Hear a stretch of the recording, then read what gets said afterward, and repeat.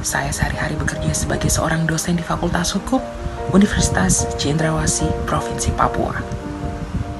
Dalam bidang hukum yang saya geluti, Belanda itu tidak dapat dipisahkan dari Indonesia, sebab hampir semua sumber-sumber hukum di Indonesia merupakan warisan dari Belanda itu sendiri.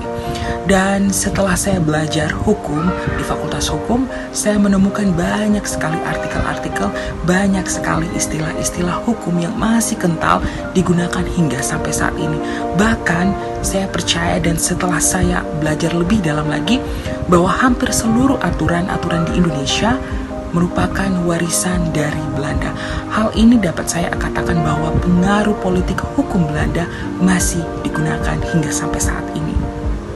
Ini saya rasa bahasa Belanda itu sudah sangat jarang digunakan sekali, baik dalam kehidupan sehari-hari maupun dalam bidang yang saya geluti ini, yaitu hukum.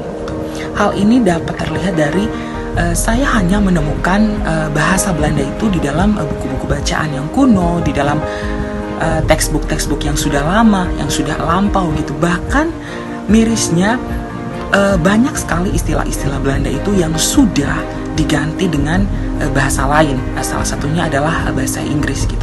Hal ini tentu menjadi satu tantangan yang tersendiri gitu. Mengingat bahwa semua sumber-sumber hukum di Indonesia hampir semua merupakan warisan dari Belanda. Jadi sudah semestinya kita harus merawat warisan-warisan itu, karena Belanda sudah menjadi salah satu budaya hukum di Indonesia.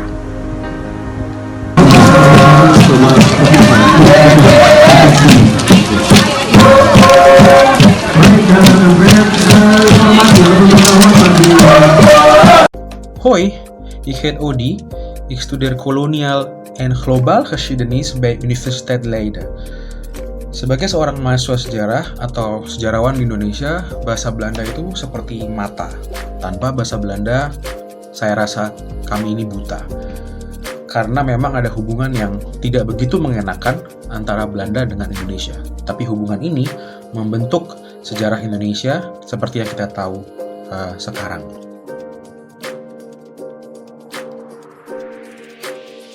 Saya akan berbagi 4 poin pengalaman selama saya belajar bahasa Belanda sebagai bahasa sumber.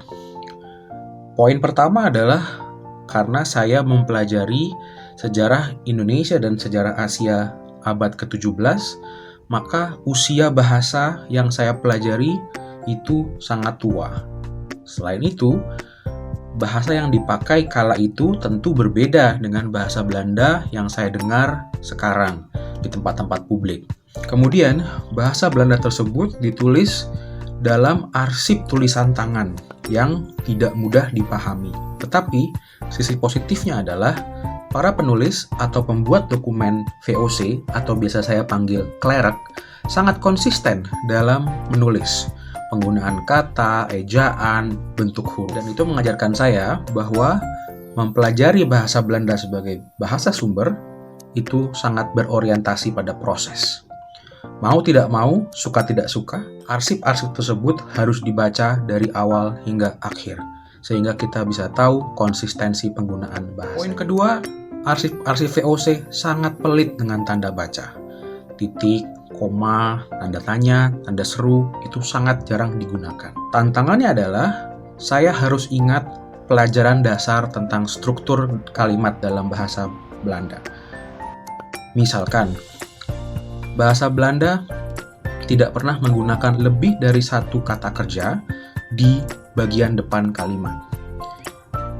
Kata kerja kedua, ketiga, dan seterusnya selalu diletakkan di akhir kalimat. Biasanya, itu adalah tanda berakhirnya sebuah kalimat di dalam arsip VOC. Poin ketiga, bahasa Belanda kala itu menyerap banyak sekali kata-kata dari bahasa Latin dan bahasa Prancis.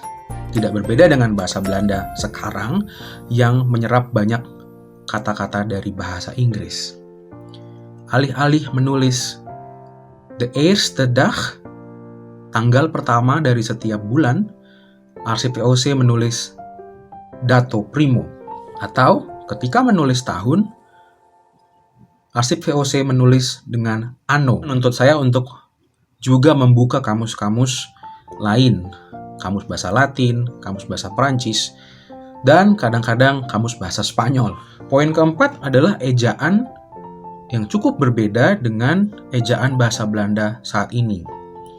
Dosen kearsipan saya mengatakan bahwa para sekretaris VOC seringkali menulis kata sesuai dengan atau mengikuti tangkapan pendengaran mereka.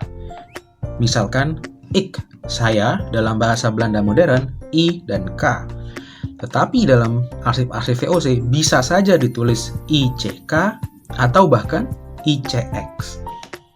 Bahasa Belanda bukan bahasa yang mudah, tetapi setiap mengerjakan saya ingat betapa kerennya orang bisa mengungkap masa lalu melalui naskah-naskah kuno. Ya, 11-12 dengan apa yang teman-teman lihat dari film Da Vinci Code, Angels and Demons, atau bahkan Indiana Jones. Hai, nama saya Amalia. Saat ini saya sedang menempuh pendidikan doktor di Universitas Köln di Jerman. Penelitian S3 saya adalah tentang diskursus pernikahan poligami di masa kolonial.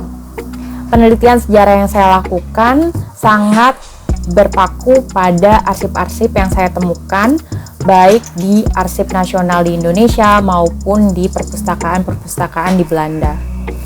Oleh karena itu, bahasa Belanda sangatlah penting untuk saya pelajari. Seiring dengan berkembangnya ilmu teknologi, saya mulai mengawinkan ilmu digital atau digital humanities dengan ilmu sejarah. Saya mulai mencari tahu bagaimana perlengkapan digital atau piranti digital bisa memudahkan untuk membaca arsip.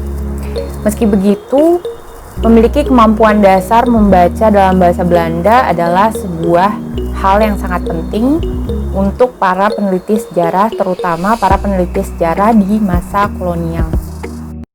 Saya Dita, dosen Fakultas Hukum Universitas Andalas Padang. Menurut saya, bahasa Belanda itu sangat penting dalam bidang ilmu yang saya geluti, yakni hukum pidana. Sebagaimana kita tahu bahwa sumber hukum Indonesia itu berasal dari Belanda, sehingga teks-teks untuk pelajaran hukum itu masih menggunakan bahasa Belanda. Nah, kita yang mempelajari bidang hukum maka tentu harus memahami bagaimana bahasa Belanda sebagai bahasa sumber untuk memahami konteks hukum yang ada. Dalam kondisi yang sekarang, sayangnya bahasa Belanda tidak lagi dimasukkan sebagai mata kuliah wajib bagi mahasiswa untuk memahami bahasa-bahasa yang ada dalam bidang hukum. Dengan demikian harapannya untuk ke depan diharapkan bahasa Belanda kembali dimasukkan ke dalam mata kuliah umum sama halnya dengan bahasa Indonesia dan bahasa Inggris, sehingga mahasiswa mempunyai pemahaman dasar tentang bidang hukum dalam bahasa Belanda. Tentu harapan ke depan juga ada penerjemahan dalam bahasa Belanda di bidang hukum yang sesuai dengan konteks, sehingga yang memahami bahasa Belanda itu juga orang hukum dan sesuai dengan apa yang ada dalam teks. Kemudian juga harapannya semoga di setiap fakultas hukum di daerah dari seluruh Indonesia juga ada pelatihan bagi dosen-dosen dalam bidang bahasa Belanda sebagai bahasa sumber. Demikian, terima kasih. Halo, nama saya Rizda Girsang. Saya seorang dosen dari Fakultas Hukum Universitas Cendrawasih, Jayapura, Papua. Menurut saya, kebutuhan pemahaman tentang bahasa Belanda itu sangat penting. Terlebih lagi dalam ilmu yang saya tekuni atau dalam bidang kerja yang saya tekuni, karena banyak sekali literatur-literatur yang masih menggunakan bahasa Belanda.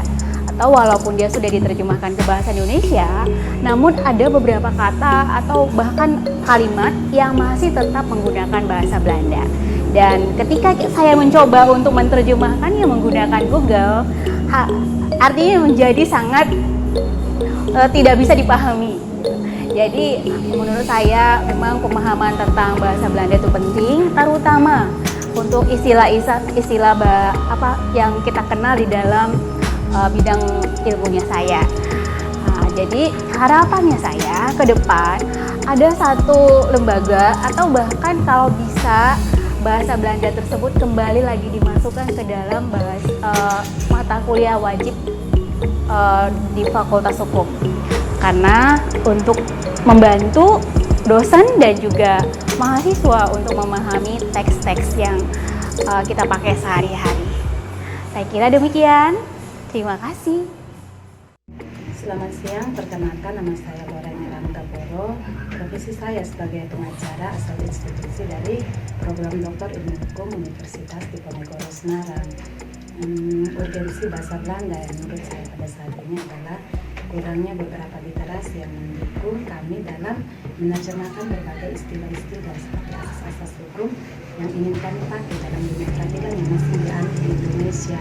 Saya ambil contoh beberapa istilah asal-asal kita yang menimbulkan kesan terjadinya berbagai tumpang tindih putusan dari pengadilan itu sendiri karena multitafsir dari hakim terhadap putusan serta-merta yang mereka jalankan atau mereka praktikkan dalam peradilan di Indonesia.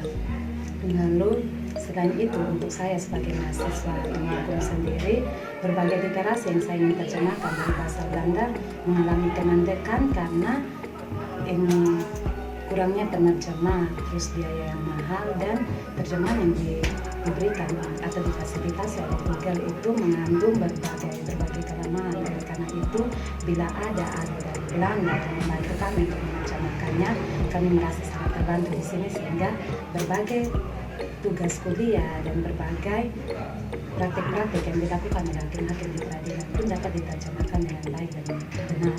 Mungkin itu saja, sekian dan terima kasih.